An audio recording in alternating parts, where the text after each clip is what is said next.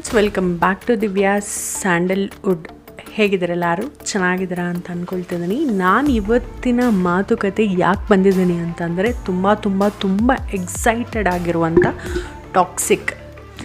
ನೀವು ಹಾಗೆ ನೋಡುತ್ತಿದ್ದೀರಾ ಈ ನನ್ನ ತಮ್ನೇಲಲ್ಲಿ ಟಾಕ್ಸಿಕ್ ಮೂವಿ ಒಂದು ಟ್ರೇಲರ್ ಬಂದಿದೆ, ಒಂದು ಟೀಸರ್ ಬಂದಿದೆ.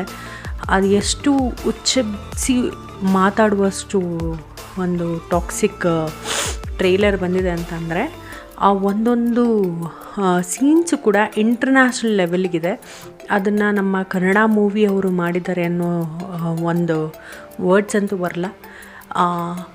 ಗೀತಾ ಮೋಹನ್ ಅವರು ಮಾಡಿರುವಂಥ ಒಂದು ಕ್ರಿಯೇಟಿವಿಟಿಗೆ it's an hats off. KGF ಲೆವೆಲ್ಗಿಂತ ಇನ್ನೂ ಒಂದು ಲೆವೆಲ್ಲು. ಆ ಟೀಸರ್ ನೋಡೋದಕ್ಕೆ ತುಂಬ ಖುಷಿಯಾಗುತ್ತೆ. ಒಂದು ಕ್ರಿಯೇಟಿವಿಟಿ, ಆ ಮೊಮೆಂಟಲ್ಲಿ ಕೂಡ ಒಂದು ಆ್ಯಕ್ಷನ್ ಇದೆ ಅಂತ ಅನ್ನೋದು ಕೂಡ ಹೇಳೋದಕ್ಕಾಗಲ್ಲ, ಯಾರು ಗೆಸ್ ಕೂಡ ಮಾಡೋದಕ್ಕಾಗಲ್ಲ.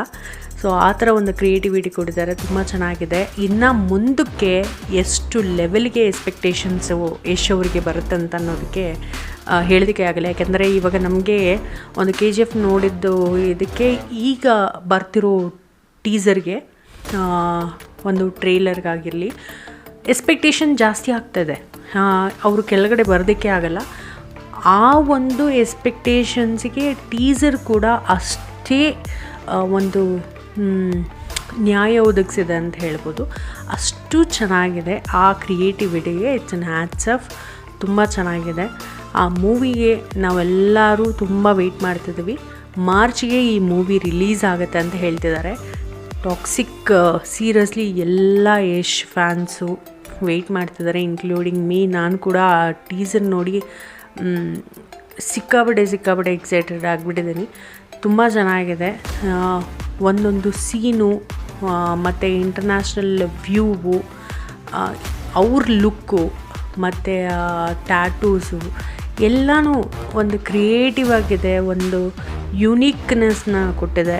ಇವಾಗ ನಮ್ಮಲ್ಲಿ ಏನಂತಂದರೆ ರಾಕ್ ಬಂದಾಗ ಮಾತ್ರ ಆ ಬಾಡಿ ಶೇಪ್ಸು ಮತ್ತು ಒಂದು ಟ್ಯಾಟೂ ಮೂಮೆಂಟ್ಸ್ ಅಂತ ಇತ್ತು. ಇದುವರೆಗೂ ಯಾರನ್ನೂ ಅಷ್ಟು ಡೀಪಾಗಿ ಟ್ಯಾಟೂನ ತೋರಿಸ್ಕೊಂಡು ಇಂಟರ್ನ್ಯಾಷನಲ್ ಮೂವೀಸ್ ಬಿಟ್ಟರೆ ಅಷ್ಟು ತೋರಿಸಿದ್ದಿಲ್ಲ.